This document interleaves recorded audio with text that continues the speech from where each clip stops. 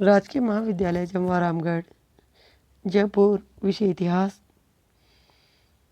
द्वितीय वर्ष बीए, द्वितीय वर्ष के विद्यार्थियों के लिए प्रथम प्रश्न पत्र में मध्यकालीन भारत का इतिहास है और मध्यकालीन भारत के इतिहास के अंतर्गत मैं सुनीता फुलवारिया, सहायक आचार्य इतिहास, आपको आज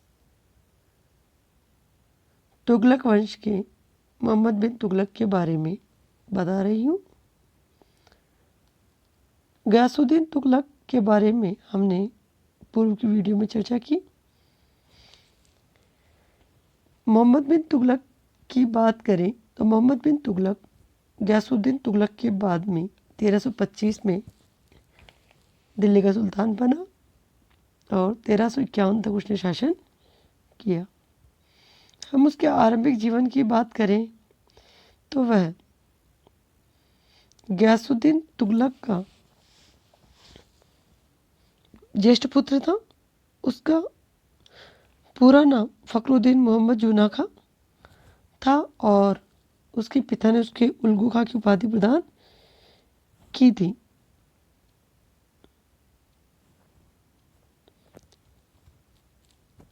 गयासुद्दीन की मृत्यु के बाद उसने तुगलकाबाद में अपना राज्याभिषेक करवाया और मोहम्मद बिन तुगलक शाह के नाम से वह गद्दी पर बैठा।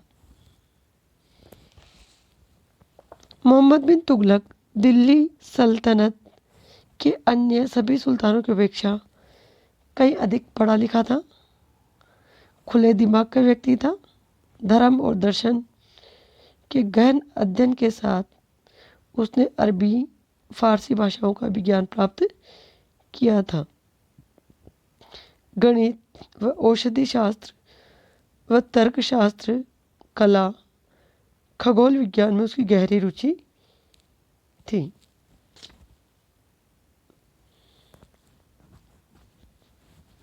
अपनी योग्यता, साहस के बल पे उसने एक विशाल साम्राज्य की स्थापना की। दिल्ली सल्तनत के अन्य सभी सुल्तानों की तुलना में उसके साम्राज्य का भौगोलिक विस्तार सर्वाधिक था, जिसमें कश्मीर, बलूचिस्तान, पूर्वोत्तर राज्यों को छेड़कर संपूर्ण भारत अर्थात उत्तर में हिमालय, दक्षिण में मदुरा, मालाबार, पूर्व पश्चिम में दोनों समुद्र का प्रदेश शामिल था। यह विशाल साम्राज्य कुल 23 मुक्तों में बटा था। इतना विशाल साम्राज्य मौर्य अशोक महान के बाद कोई भी भारतीय शासक नहीं बना पाया था। अब हम मोहम्मद बिन तुगलक के राजत्व सिद्धांत पर चर्चा करेंगे। राजत्व सिद्धांत का तात्पर्य विद्यार्थियों के राजा के पद को सुल्तान के स्वरूप में देखता है और अपने प्रजा से किस प्रकार के व्यवहार की अपेक्षा करता है। मोहम्मद बिन तुगलक राजा के दैवीय अधिकारों को मानने वाला शासक था। वह राजा को पृथ्वी पर ईश्वर की छाया मानता था। उसका विश्वास था कि ईश्वर ही अपनी इच्छा से किसी व्यक्ति को राज्य का पद देता है, इसलिए अन्य सभी लोगों को बिना किसी विरोध के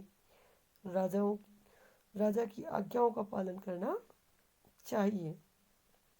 वस्तुतः वह अपने युग का अत्यधिक स्वेच्छाकारी निरंकुश शासक था, जिसकी असीमित शक्तियों एवं अधिकारों पर किसी का अंकुश नहीं था। कहने को तो उसे प्रशासनिक कार्यों में सलाह देने के लिए एक लघु परिषद थी, परंतु उसने उनकी सलाह शायद ही कभी ली हो। स्वयं ही अपनी नीति का निर्माता और अन्य सभी लोग उसकी नीतियों को लागू करने वाले कर्मचारी मात्र थे। इस प्रकार मोहम्मद बिन तुगलक राजा के दैवीय अधिकारों को मानने वाला शासक था। कहा जाता है कि मोहम्मद बिन तुगलक अपने युग का महान विद्वान था। उसने इस्लाम धार्मिक ग्रंथों और कानूनों का गहन अध्ययन कर रखा था। सुल्तान बनने के बाद अलाउद्दीन की भांति धर्म को राजनीति से दूर रखने की नीति अपनाई। उसके समान निरंकुश व्यक्ति अपने कार्यों में उलेमाओं को तो क्या, किसी भी व्यक्ति या समूह का प्रभाव हस्तक्षेप सहन करने को तैयार नहीं था। यही कारण है कि उसने कभी उलेमाओं की सलाह नहीं ली और न ही उसने उन्हें किसी प्रकार की रियायतें प्रदान की। जब कभी उलेमा वर्ग का कोई भी सदस्य राजकीय धन के गबन अथवा अन्य मामलों का अपराधी पाया जाता तो मोहम्मद बिन तुगलक ने उसे सामान्य अपराधियों की भांति सजा देता।